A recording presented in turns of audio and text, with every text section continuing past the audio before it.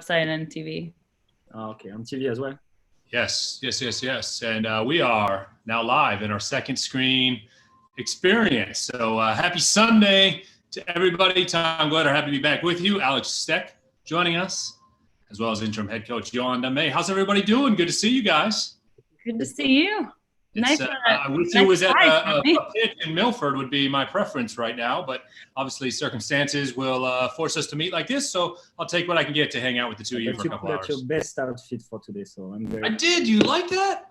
I brought out my new favorite FC Cincinnati hoodie, and I haven't been able to wear my orange and blue ties. So yes, I brought out my best, and I see you brought out your best coaching outfit. A black t-shirt. I stick to the black for today. Yeah. For today or every day. Like, I mean, where deposit is there the variance of black? I mean, we're going to see. This game's going to start here in about 8 minutes on Star 64, and I'm going to go way out on a limb and bet you're wearing all black. Daddy, you want to say hello or just hi. Not? Yeah, say hi. Hi, Daddy. Yes. We're going to use the Easter egg, and can you pause it if it starts? Yeah, I'll probably be doing this, but I'll see you in a little bit. So they're going to do an Easter egg hunt. That's where we have landed on quarantine day, whatever we're at. I'm all for Easter egg hunts. We fast forwarded to Easter, which hopefully means we're a little bit closer to the resumption of the Major League Soccer season. But, I know this has been tough for you. You're a guy that during the season lives in the office, right? And kind of had to hit the brakes on preparing for the home opener against DC United and matches after that. How have you managed your time here in the past? We're at a week and a half or so since things were slowed down. It's been a bit difficult for everyone.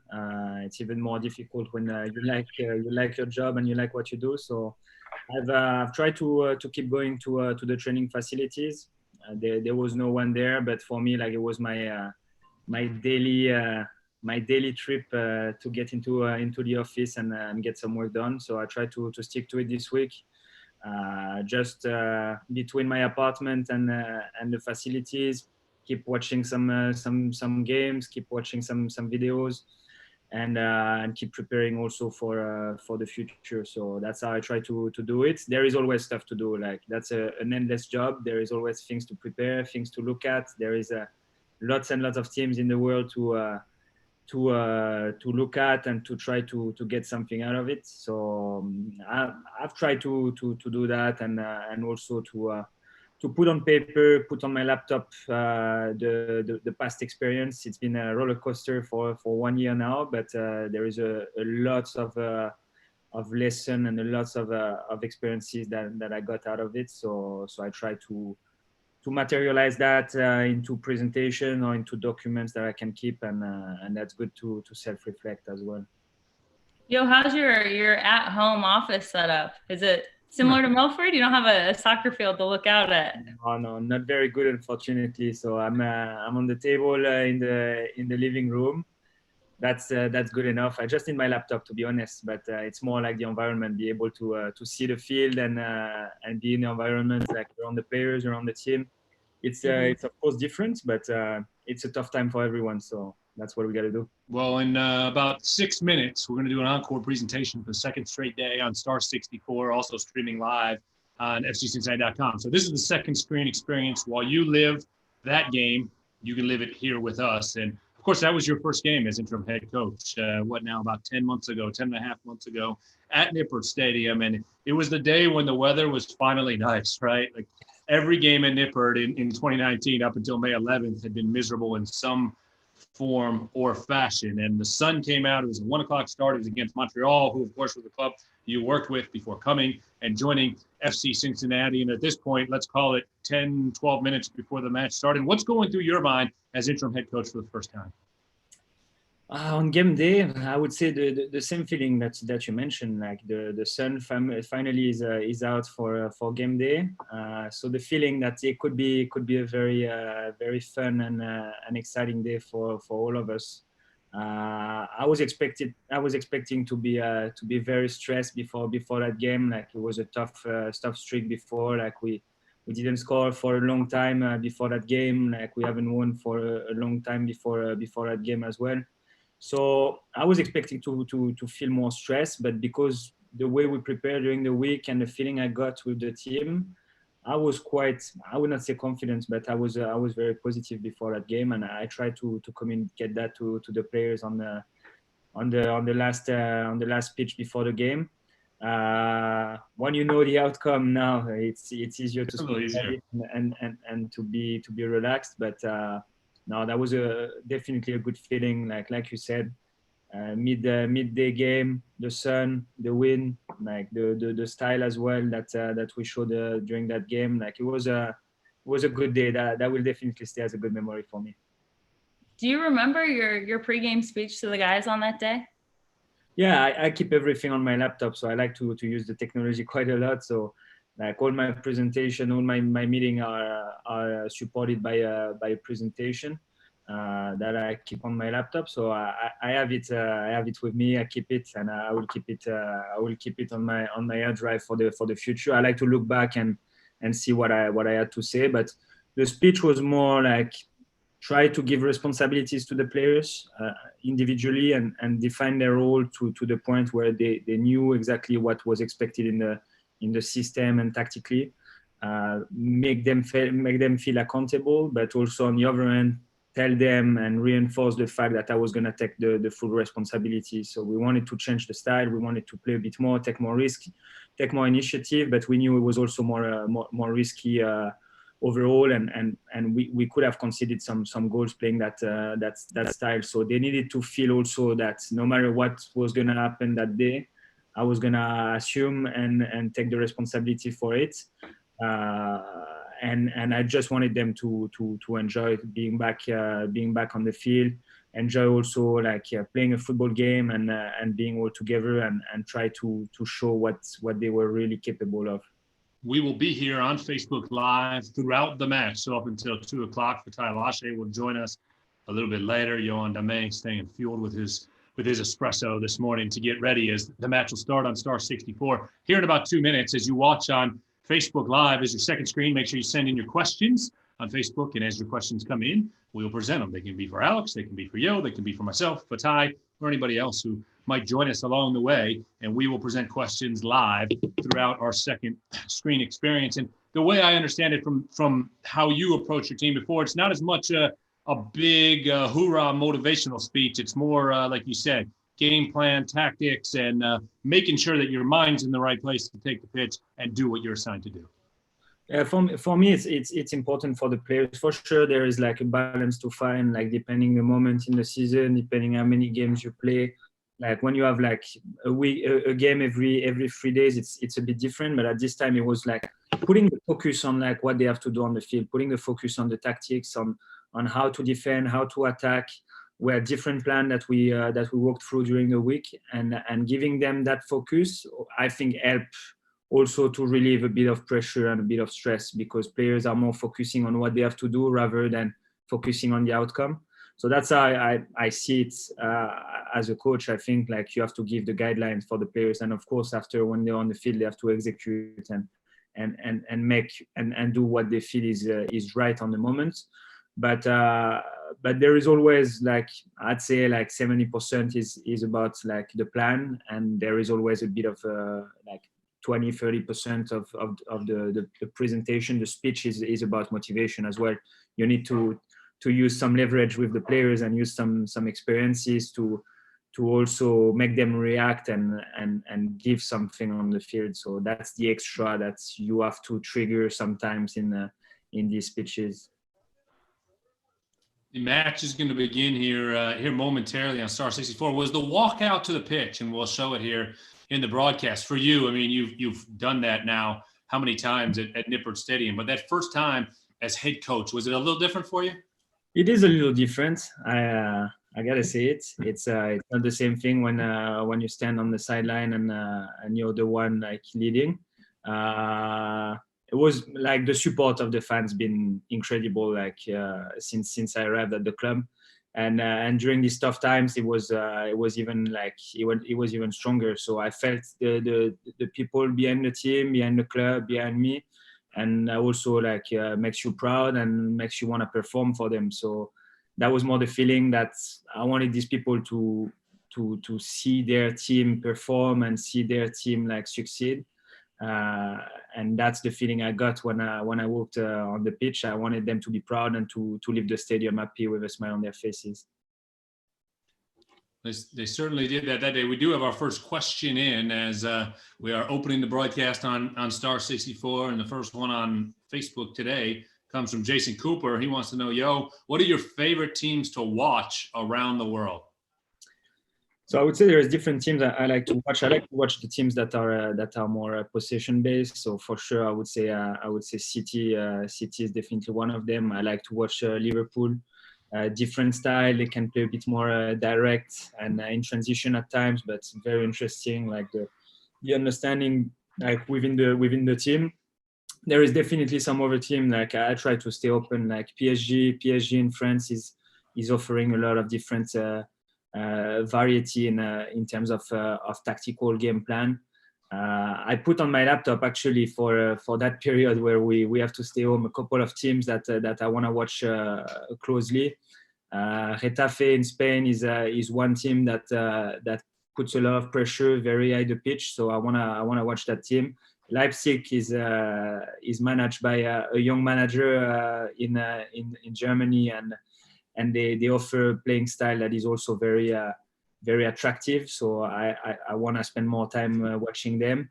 And Atalanta in Italy is also one team that is doing well and plays quite an attractive style. So I try to stay open to what the different teams in the world have to offer. Like you have to take the best out of it and leave what you don't like. But it's always like, I don't know who said that, but a manager mentioned that us coaches, we steal ideas and we try to make them ours and try to adapt them to our convictions. So that's what I try to do. Do you spend much time watching the Pleasant Ridge U6 team at all? Their style is a little bit crazy and chaotic at times. Is it the team where these little guys are playing for? So, did you score any goals on the Pleasant Ridge U6 team? Sometimes. A couple here and there. Yeah, it's a little chaotic.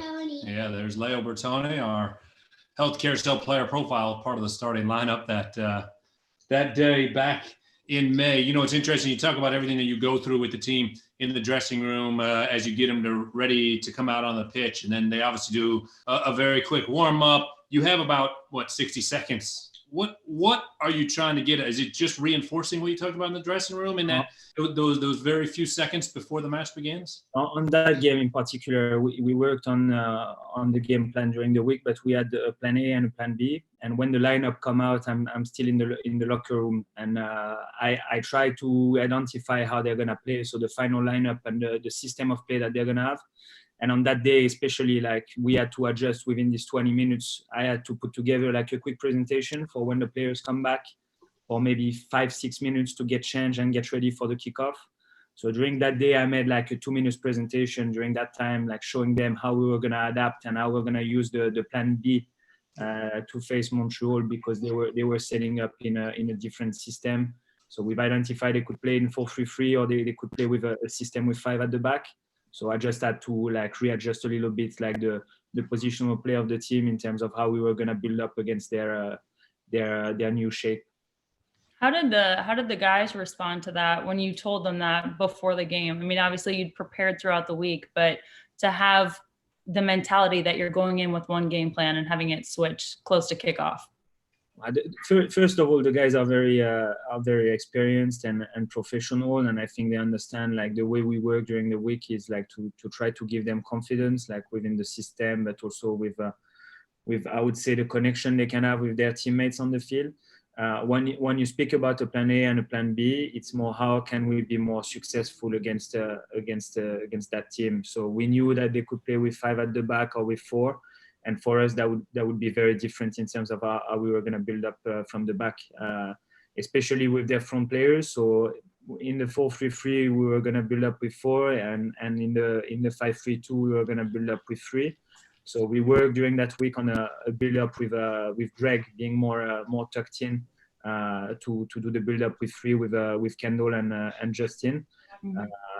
So it's more like make them feel confident and comfortable that what we're gonna do is gonna help them like to be more successful on the field. And I think if they understand that and they respect that, I think they get more success once they're on the field, and they believe even more in what we try to do. Our next question comes from Facebook, and Rob wants to know, what was your reaction when Jeff Burton called you and said, "Hey, it's you're coaching the match on Saturday"? My reaction was like, I'll do everything I need for the club, so you can count on me, and I'll be there, and I'll do my best, and I'll try to defend the ideas that we have in the club and in the city, like, and try to put that together on the field during the week of training and also on game day. It's a big responsibility for sure. So I had to speak with Jeff and go through like the plan and try to lay down the plan of the weeks that we're gonna follow, just to make sure we were on the same page and we had a common understanding of the situation. We knew the international.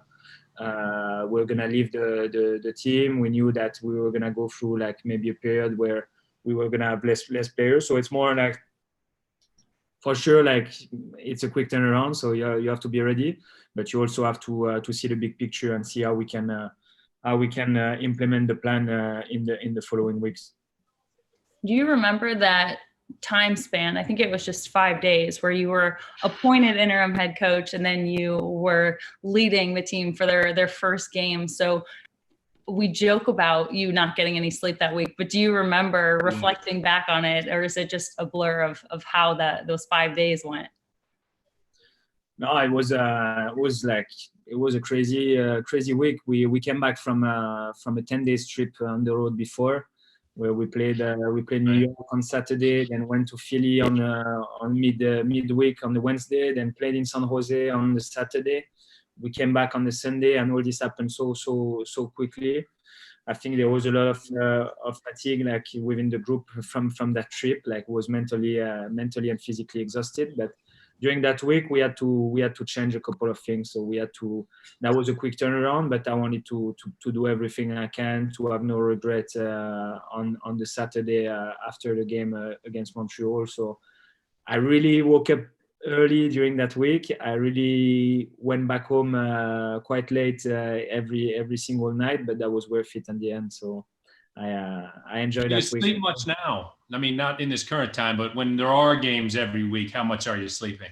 No, I'm not a big sleeper. I don't sleep. I didn't think so. I was going to say, I don't know that I mean, maybe a little bit less that week, but I don't know that you're getting a whole lot of sleep in general. I got to be honest. I get a bit more sleep now than we have to stay home. But I would prefer to be on the same schedule that I was in the past weeks. But it is what it is. But no, I don't sleep much. I try to maximize the time that we have in the day. Sometimes I say that there is not enough of 24 hours in a day. I wish I could be a bit longer, but I try to maximize it and make the most out of it to prepare the team and also prepare the coming weeks. It's like you're not running the sprint, you're running a marathon. It's a long season, so you have to think ahead, try to be on top of your things, and when you think there is the game preparation for the weekend is done, you have to prepare the next game. So like the sooner you finish having a clear idea on the game plan that you're going to implement for the coming game, the sooner you can start also preparing the following week. So that's how I try to be prepared. Well, there you are in all black. So right on cue, ready to start the match. And as we see the start of this match, I mean, kind of the perfect storm that it's against Montreal, right? Like, if there's any irony in the world, it's the club that you just came from being the first opponent for your first match as head coach. Yes, no, it's a crazy story. Like you could not dream of a situation like that. So that was funny. That was funny that the manager of Montreal was French as well. So to face another Frenchman was quite special as well. I will remember what he told me when he shook my hand before the game, because he's quite an experienced manager in France, and like, he's been traveling like also in the world, like in England, in France now. He was in MLS at the time. Like, he told me, welcome to the washing machine. So be ready for it and enjoy the ride. So that was quite special for me. And like I have a lot of friends still in Montreal. The assistant coach of the first team is a very good friend of mine. I have a lot of respect for him, though. So be able to face him in that game was quite special. This is a great line, right? The washing machine. Yeah, I'm sure it felt like that. That's a good way to put it. That's a good way to put it. So Tommy, I gotta ask, why did you go with the pink today? Did you wear that on this game? It was Mother's Day. Okay. It was Mother's Day, and I'll let you know. So I brought out the pink tie for that game because it was Mother's Day weekend, and obviously we go on to win the match. So I brought it back for the match at Montreal later in the year. The pink tie is undefeated. I'm just saying. I don't know when. I don't. At this point, it's coming out in 2020. Hopefully sooner than later. But I will have it ready when the time comes. And if you guys feel the need to bring the pink tie out, just say the word, and we can go with the pink tie. But for Mother's Day, I thought on that day that it was the right call to bring out the pink tie. We are underway now in the 3rd minute, and obviously a dream start here. We're about 3 minutes. We'll see the goal from Alan Cruz, and I'd imagine. Obviously, it had been a long scoreless stretch getting up to that point. You want a sandwich? I was just saying, he's just putting bread in your face. Did you need something? I can't. No, you couldn't get open? We're not having grilled cheese. Yesterday, there was questions if there's grilled cheese sandwiches. I have the only 2 children who don't eat grilled cheese. Peanut butter and jelly, if anybody's wondering, will be for lunch in the G household. Cheese? Once again, but yeah, they don't like grilled cheese. Isn't that bizarre? I do. I don't know, but the relief of the pressure, obviously, without scoring for quite a few matches coming into this one, and then the pressure of the coaching change, I would imagine it's really a dream start to get this early goal and everybody relax a little bit. Yeah, no, it's always good when you can start when you can start well and score early in the game. Like you said, like we at the time we didn't score in the past few games, so.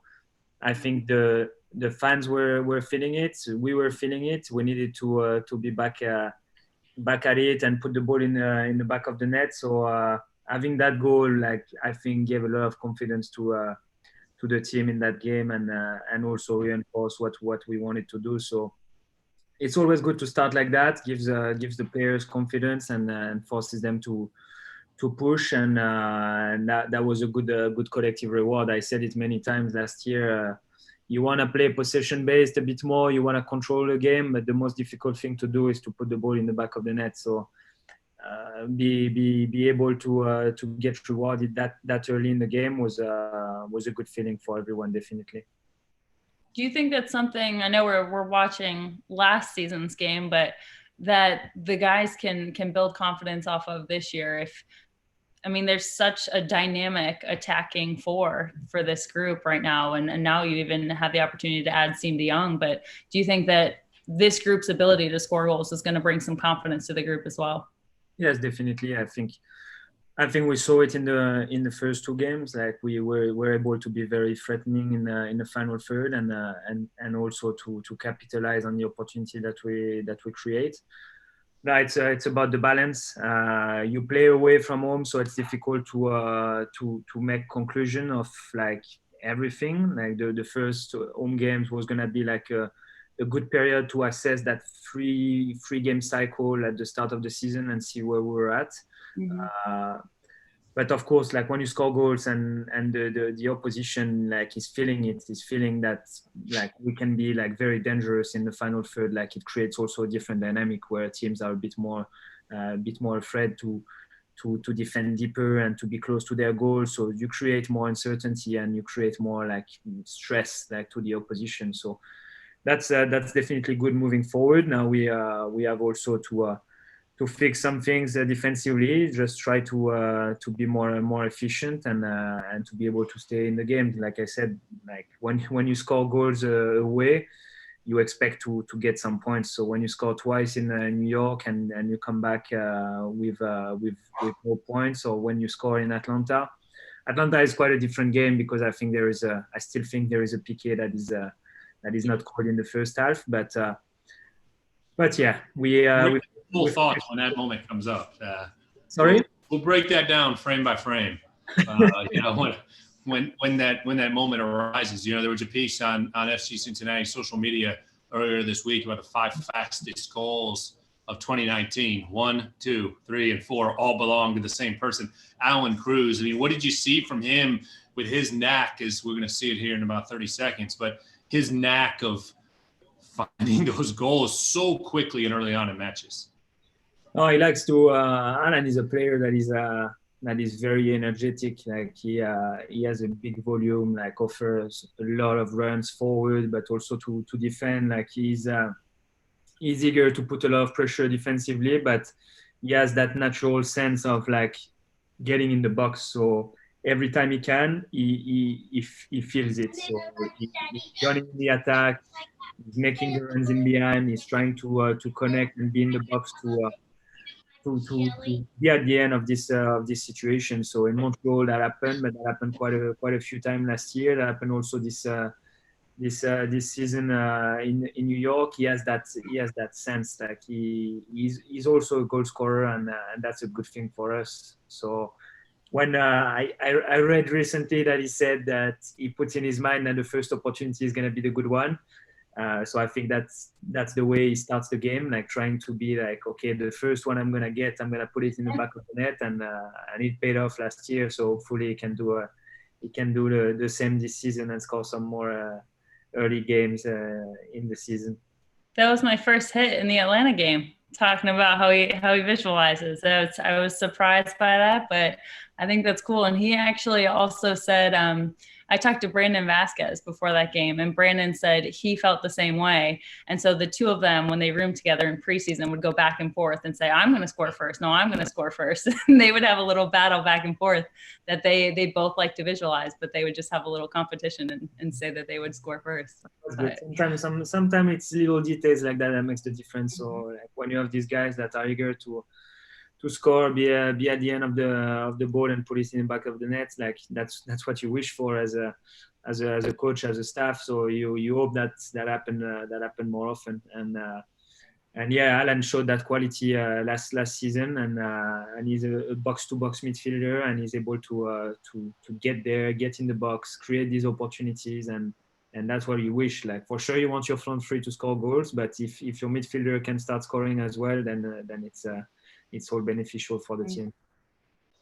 How much have you seen Alan grow up now in a little bit of a year plus with this club? Obviously, he showed up a very young player with young DP status last season, and has a friend in Kendall Waston who he's played with a lot on the national team. But last year at this time spoke very, very little English, if any. Now speaks a bit more and has worked hard at it. But how much have you seen him grow up both on and off the pitch, I'd say, in the last 12 to 14 months? No, for sure, his English improved a little bit. Still needs to get better, and like I think that's the effort that he keeps putting in to try to be able to communicate in a better manner with his teammates, but also with the staff. I think Kendall was a big part also of his acclimatization in the team and the environment and in America. So that definitely helped. As a player, I think he grew a lot as well. I think the goals we were speaking about that gave him a lot of confidence after last season. I think he also better understands what we try to achieve on the field in terms of the positional play, in terms of how we want to defend. But he's still a young player, so he still have a lot of room for improvement. I think sometimes the energy takes over the thinking and the calmness, and sometimes maybe in some situation he needs to be calmer and be more composed to understand like where he has to be tactically and how like the timing to maybe put pressure. But that's what you wish for. You wish for players that have a lot of room for improvement. You wish for players that have an amazing mentality, which he has. Like he gives you 200% every time he's on the field. He has a lot of energy. He has a lot of fights, and I think this player is also like contagious for the players around him. So when you see Alan sprinting and it's the 90th minutes and he keeps defending, keeps attacking, and he gives it all for the team, I think it's contagious for the rest of the players. So he's been growing a lot. There is still a lot of room for improvement, and I think having these experiences last year definitely helped him as a player, but also as a human being. And you can see that he's more expressive now within the group. He shows a bit more his character, and that's also a good thing, because off the field he's also an amazing guy, and I think he's very funny. He has a lot of joke with the rest of the squad. Sometimes the language makes it difficult, but we're getting there. I have a bunch of questions on Facebook. So Tom Glitter, Alex Steck, interim head coach Johan Damé, joining you here on the second screen experience as we rewatch Johan's first match as his first run. Tommy, I don't hear you anymore. You don't hear me anymore? Did my audio disappear? You got me now? I hear you. No, I lost you. Nothing? Well, the next question's for Alex, so let's see if it comes back. Nothing yet. Let me try something. Okay, you try it. I'll get to the next question with Alex while we make sure we still have Yo there. Alex, what was your favorite soccer moment last year?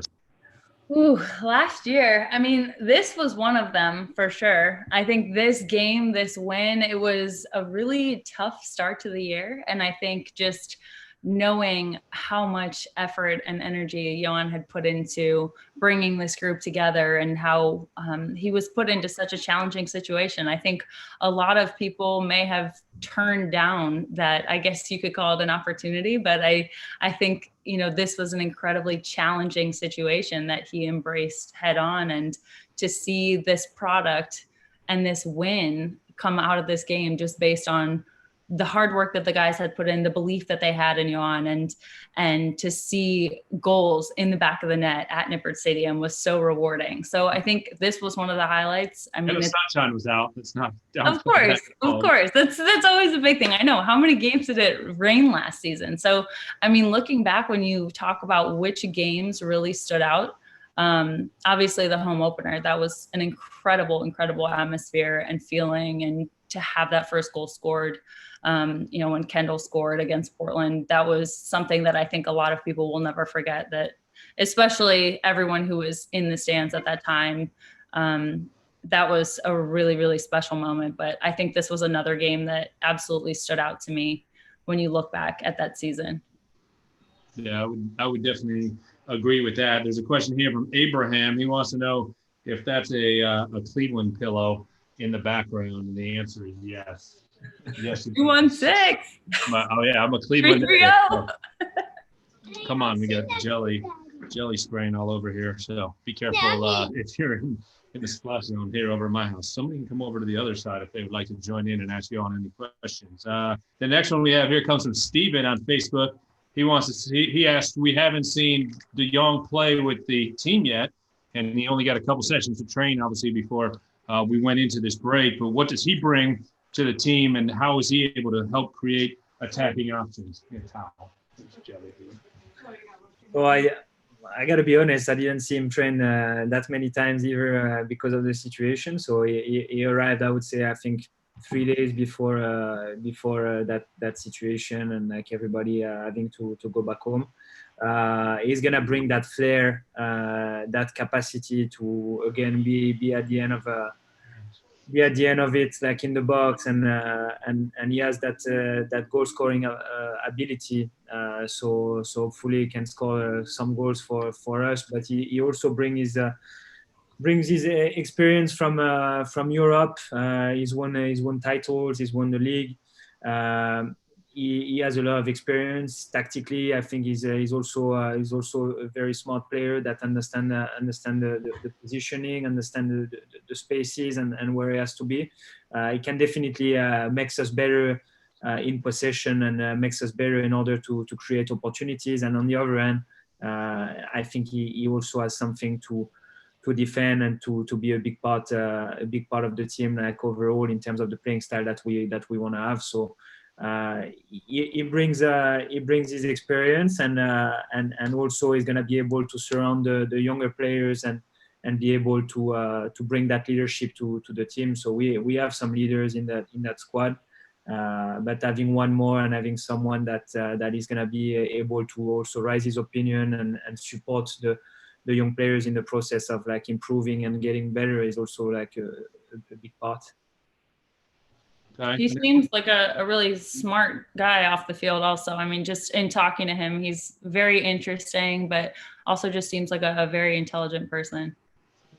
Yeah, I got the same feeling. I discussed a little bit with him. Like, unfortunately, we didn't get to know each other too much for now. Like, I probably texted more than spoke with him like at the training facilities. But no, he's a very smart guy. I think he's also at a point in his career where having that sort of challenge is gonna keep him fresh and like he's gonna be in a different type of roles that he used to have in the past, and I think that's what he was looking for as well, like be able to be part of a project, a new project, something that is developing, that is improving from a week to another, but also from a season to another. So he's excited to be here for sure, and he brings something special on the field, but also off the field, like you said. I think he's a very bright guy.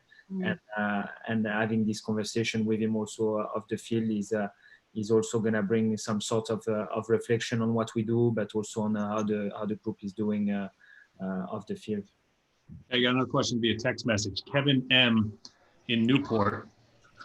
He would like to know Platini or Zidane.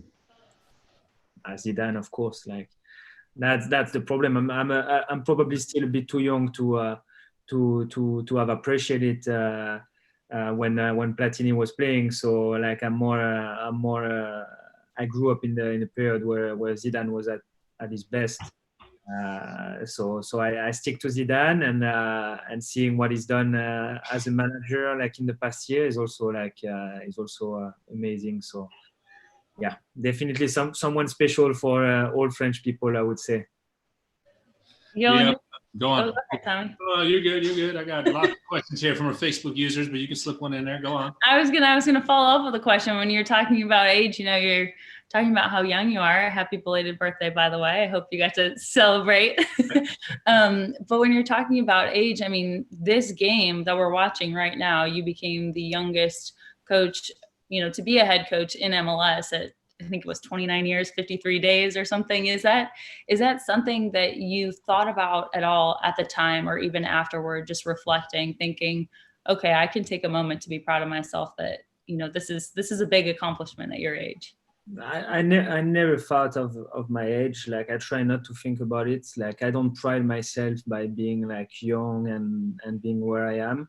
I know that I'm fortunate to be where I am at my age, but for me, like it's more about what I bring and my competencies. Like I want to be more proud of that than about my age. Like it's never been a plan, a goal, an ambition to be the youngest or to be there at my age. It's been my ambition and my goal to get there in my life at some point. So being able to be young and be there is, yeah, for sure, like amazing for me. I appreciate every single second of it, and I feel fortunate and thankful for it. But also, like I try to, I don't want to fall asleep after that. Like there is still so much work to do and so much that I want to improve. So for me, it's always been about having like a growth mindset and trying to get better day after day. So it's, for sure, I have to put it back into the context and be like, yeah, maybe it doesn't happen often. And I wish it could happen often, because I think there is still an old school mentality, and I would speak more in the football world in general, that to be a good coach, you have to be older and you have to play the game professionally, like in the past. I think in Europe you can see more and more like young manager, especially in Germany. Like I was speaking about Leipzig with Nagelsmann.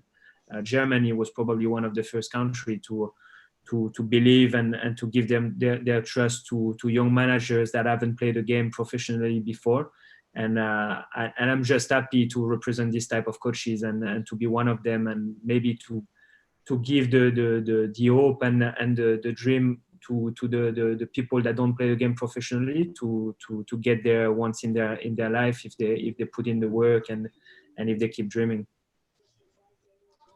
We have more questions coming in from Facebook. Sully, did you have a question for Johan? Or are we good? You have any questions for Johan? Not right now. No. You all right? Maybe later. Maybe later. All right. We'll keep tabs on him enjoying Pringles here during the match, in case you couldn't tell. This one from Hayden Steele. Yo, you've had to take over as head coach now 2 times. Do you change the tactics from the previous head coach once you take over, or do you stick with the previous coach's plan? And I think that's 2 different situations, 2 different answers, right? So the tactics is how we want to play, and for me that Something. Sure, go ahead, Sally. Just take over. My dad and me built a soccer stadium. We did. This was the morning. I think We built the soccer stadium. very nice. So no, as I was saying, Really small. the playing style that we try to implement remain the same. We've took a different direction last year when I took the interim, and we decided to build a playing style, a club philosophy with the arrival of Gerard Nijkamp also at the club. So him leading that project, and me being in charge at the time, helped also develop that plan. So I would say now it's still the same plan. We still want to play with the same style, and we still want to implement that with the players. And we definitely had more time with that preseason, also because it gives you time to focus on yourself, where you don't have to prepare games planning for the opponent. So the plan remains the same. The tactics and the playing style remain the same. Now, on my end as a coach, you have to learn from your experiences. So I'm not the same coach this year that I was last year, and I will not be the same coach next year than this year. So you always and consistently evolve as a coach. You learn from the experiences, from I would say the adjustment that you could make in the games. I have some games last year that stick to my mind where I made an adjustment and I was after the game, or maybe that was the right one, or maybe that was the wrong one. And you try to learn from that. You also have to take in consideration that every team is different. So what I did last year with that roster would be different with the roster that we have this season. So you have to take, always see the big picture and see, yes, there is the context of the game. You try to find common points between the games, between the system of play of the opponents, but there is always some singularities that you have to take in consideration. So I'm definitely doing things a little bit different, or at least making decision a little bit different, because I use the experience that I got last year as an interim head coach to today not replicate maybe the same mistake, or try to use the positive experience that I got to replicate it this season. So you try to grow, you try to assess, you try to self-reflect, and I try to always have the mindset that after games, whether we win, we lose, whether what happened, you try to self-reflect and think about, okay, what could have we done better, or what was good and that we could do and use again in the future. So that's my mentality, and that's what we try to do as a staff. Is always try to be hypercritical of ourselves and see what we can do better for the future.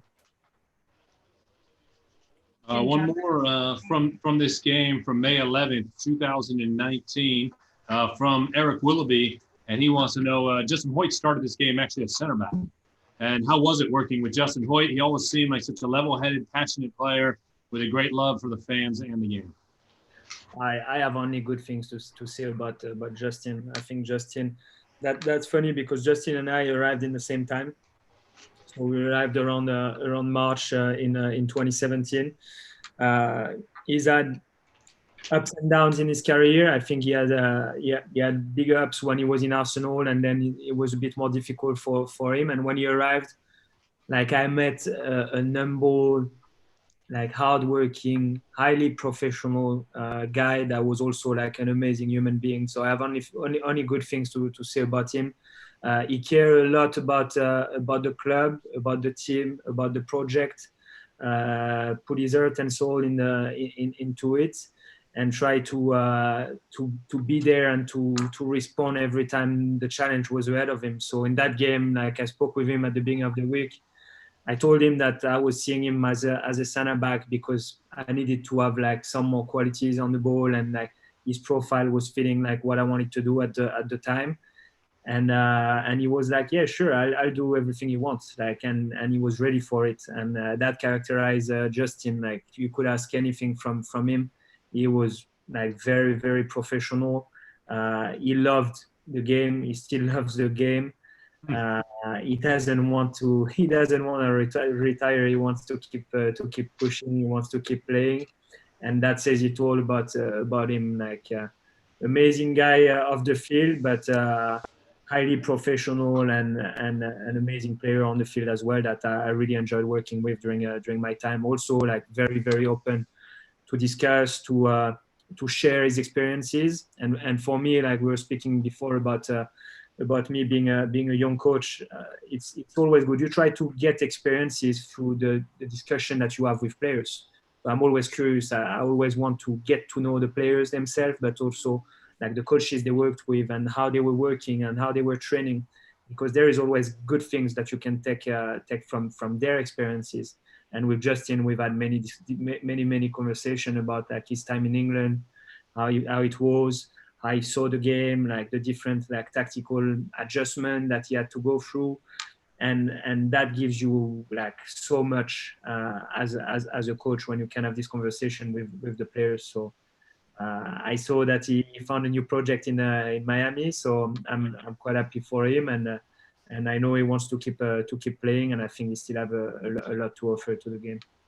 Johan, can you kind of tell, just in your experience and with your knowledge of the game, when you're talking to players or working with them, who kind of has a knack for coaching and might be able to pick it up or see success with it after they're done playing? The first one that comes in mind would be Richie Ryan. That was at the club 2 years ago. I'd say Richie definitely had something like for coaching. He understood the game really well, which helps a lot. But also he started to assess and go through the training session with a different eye as well, like the eye of a coach, I would say, where he would ask questions about like drills and like try to understand why these drills and why this type of training session. So I'd say Richie Ryan is one of them. We met a couple of them. Jack Sterling. Oh, look at the view. Look at the view. He's the king of Cincinnati, this guy. He's the king of Over the Rhine. Good to see you. Up? Joining us, goalkeeper coach Jack Stern. A surprise visit here on the Facebook Live show. I miss you guys, so it's good to see you and good to have a chance to chat. So. Yeah, absolutely. We said that at the top of the show. We miss seeing each other. It'd be a lot better to do these conversations pitch side. Hopefully, sure. That opportunity arises here before too long. But it looks like it's a nice day over there and over the Rhine out on the deck. It is nice to be outside a little bit too. So no, that's good. How's the game going? Are we winning? Yeah. We win 1-0 against Montreal. Obviously, a club and a goalkeeper and a team that you know a lot about, and we've talked about that with Johan. This experience of Johan's first interim head coach game against Montreal, and you've obviously now coached against Evan Bush a couple times. He's a very good friend of yours who you get together with when you're back in Montreal, when you're training preseason in the same city. You make point to see him. But it has to be really weird when you're preparing the forwards for FC Cincinnati, because I'd imagine you know exactly what his strengths and weaknesses are and the ways that maybe we can beat him a little bit. Is that weird for you? Yeah, it's definitely a little bit strange. I think you try and separate the personal side to the professional side as much as possible. So, without wanting to show up a friend too much, at the end of the day, I was much more interested in us being able to score goals against him and win the game than his feelings or not trying to find his weaknesses. So yeah, it was a little bit strange to do it against people that you know and someone that you know so well. But it's like I said when we were playing them, it's business as usual. You want to find any way that you can to win. So it wasn't a problem for me to do that. I quite enjoyed it. Fair enough. Jeff, were you and Johan trying to kind of keep each other calm before this game started? I would imagine there's a lot of energy going between you guys. Yeah, I think it was like that the whole week. Obviously, all of the things that happened in the week with Joanne taking the interim head coach job and it being that game against Montreal being the first game, it was always going to be a week full of energy and like emotion. So I think we did a pretty good job though at staying focused. I think we tried to separate a lot of the emotion from it. I think we enjoyed the day, especially winning the game, and I think probably more so afterwards. You know, we spent the evening together afterwards with our wives and some friends, and I think that was a chance to like really enjoy it and to enjoy the emotions of it. I think in the build up to the game and the day of the game was much more about, even though it might sound a bit of a boring sort of standard answer, it was kind of more about the game and being focused. And I think one thing that me and Yo were aware of too is to not try and take too much of the limelight of this game. It wasn't about me and Yo, it was about the club, you know, getting back on its feet. It was about the club winning a game. It was about the players going out and expressing themselves and enjoying being on the field again. So I think we were very aware of this isn't about Yo and Jack playing against Montreal. It's about, you know, Cincinnati starting a new era and the players getting a chance to go and show what they could do. So no, but we definitely enjoyed the day. Afterwards was nice. Where did you go celebrate, Yo? After that game? Yeah. I think you were out of there by like 4, so you had plenty of time. I remember well, we had a good dinner at Sacred Beast in OTR with our wives, and that was a good time. Sure. That's a very solid spot for celebration. We're pretty apt at the moment. We've got to support the local businesses. That's the last place that I went for dinner before the shutdown was Sacred Beast, actually. Really? Wow. Yeah. Mine was sleeping. You get the matzo ball too, so. Great matzo ball soup there, by the way. That's my favorite thing on the menu. That soup. Oh, it's unbelievable. It's fantastic. I have another question for you here, Yo. We're talking tactics on Facebook Live, and people are all into the tactics talk. So here you go. With such quality in the midfield, would you ever consider, this is from Kevin Rosebrook, going with 3 in the back? That's a very interesting question, because I think now we have a good problem ahead of us. Like, the good problem is we have a lot of quality in the midfield, like especially with Sim coming in. Right. You have a player like Yuya that is also a player that can play into midfield. So you have like a lot of quality into the midfield. So the idea is like how we're gonna try to maximize that shape and that system of play that can allow us also to be more efficient. So there is different idea. Of course, like playing with 3 at the back could be one of them. I can throw another one out there, which would be like playing in a 4-4-2 diamond could be also one of them. Like having like 4 midfielders, like putting together and 2 center forwards, or center forward with a player that is more a winger that we could convert into an attacking player. There is different option. At the end of the day, there is not one answer. It's all about like what we want to do and how we want to do it. Sometimes like players are a bit better when they play with each other. So you need to find also the good complementarity between the players. So it's never been. I think people sometimes like make the mistake between like playing style and system of play. We're not all about the system of play. We're all about the playing style and how we want to play like within that system of play. So we spoke a lot about that 4-3-3, but you also saw that we were able to offer something more hybrid, like attacking in a 4-3-3, defending in 4-4-2. Like there is different way also to do it, and what we got to do now and moving forward is try to find the best way, and I would put it the best animation that is going to fit the players that we have at our disposition to be performant and to win Jack, games. when you was talking about some of those different setups and maybe playing with different numbers at the back, does that change what you're telling the goalkeepers at all? Do you have to teach them anything different, maybe things that they have to be more aware of or in tune to?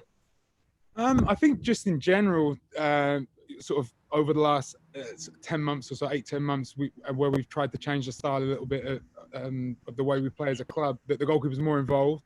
So that's definitely something that we've had more of. We spend more time in training, working on ways that we can build out from the back, both like individually in the goalkeeping sessions, but also with the team. Because if it's something that we want to try and do every game or in as many games as possible, we have to work on it. The different system, it can change little small details just in terms of, you know, what players dropping centrally or wide and how many you're trying to build out from the back. But it doesn't change too much. And I think that that Yo and the outfield coaching staff have done a real good job at making things quite clear in this preseason and in training now of what they expect from the goalkeepers. The goalkeepers know where they expect players to be. So I think, you know, the important thing is that we're all on the same page, and a bit like Yo said exactly right there, that the system doesn't change everything. You know, if the system adjusts slightly, we still have the same sort of style of play, the same philosophy, and the same ideas of how we want to use the goalkeeper and how we want to build out from the back. Jack, I have a question coming from my friend Kevin here.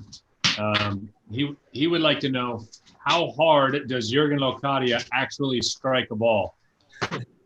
He can really hit the ball. I mean, it's something that you can tell straight away when a player has a certain quality or a certain level. And yeah, Jurgen can hit the ball. It's not just how hard he can hit it, it's how quick he can release it too. He doesn't need a touch out of his feet to then sort of build up to hit the ball hard. The ball can be anywhere and he can just smash it. So that's definitely something that's difficult for the goalkeepers to face. They enjoy the challenge in training. I would add Yuya in there too. We did quite a lot of finishing over the last couple of weeks, and watching Yuya and being in the goal a couple of times against Yuya. He can hit the ball, and before you even react or you know where it is, it's in the top corner. So I think Yuya, Jurgen, we've got lots of players now with that type of quality. I'll throw in Harris too, just in terms of Harris is less about the power. He's got power too, but just the placement, yeah. And again, from a goalkeeping point of view, you know, I've been behind the goal watching our goalkeepers, you know, up against him, and I've been in there a couple of times as well. His disguise of how he uses his hips and how he sort of approaches the ball, it's so hard to know where he's going to put it. So he just, you know, he makes you look stupid at times by just rolling it, you know, across to the other side where you've already started to move the other way. So he's got a lot of class too. So no, we've got lots of players with lots of ability in front of goal this year. It's more of the speed and the spin he's putting on it. Yeah, he kind of just hits right through the ball. So yeah, it spins, it moves. Like I said, you kind of don't know where it is until it's past you. You just hope finger in the top corner, it went over. I think what people don't understand is that goalkeeper coaches in this sport are